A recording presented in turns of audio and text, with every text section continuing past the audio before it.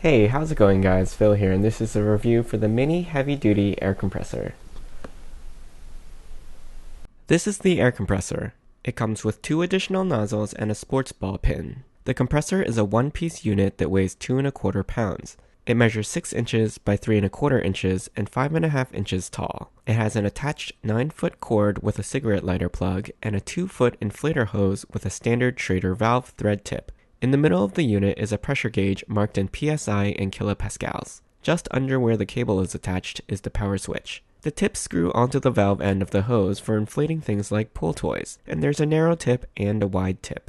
The instruction sheet is very brief, but the unit is straightforward to use. After starting your car, plug the compressor into a powered cigarette lighter port. Screw the fill tube onto the nozzle of the tire that you want to inflate.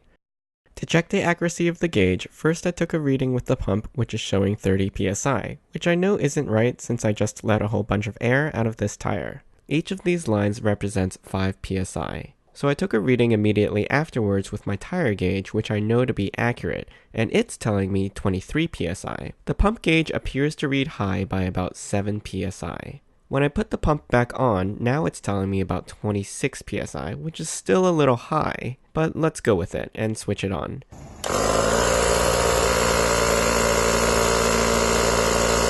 Immediately it jumped 3 psi, so note that the pressure reading will fall by hopefully the same amount after I switch the unit off. But at least I can see the needle moving, so it is adding air. But without an accurate reading, it's hard to know when to stop. My target is 32 psi, which according to the gauge I'm already at. I'm going to continue filling though until it shows around 40 psi. Then I'm going to shut it off and take another reading with my tire pressure gauge. You can hear that the unit is quite loud, and it doesn't fill quite as fast as my BluEye 85 air compressor.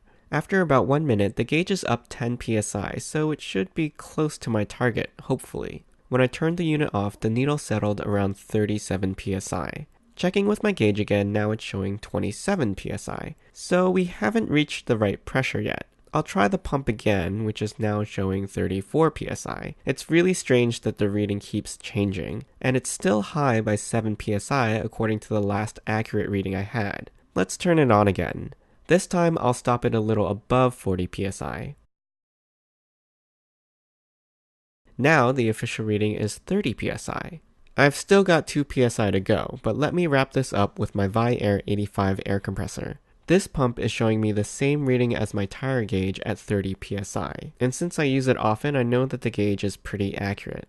Now I'll just switch it on for a few seconds, and let it settle, where it's just above 32 psi. When I verify with the gauge, it does say 32 psi. So my overall feeling on this mini pump is that yes, it can inflate your tires, but I wouldn't count on the gauge giving you any sort of accurate reading. The one on my unit looks to be about 7 psi on the high side, but that could vary by unit.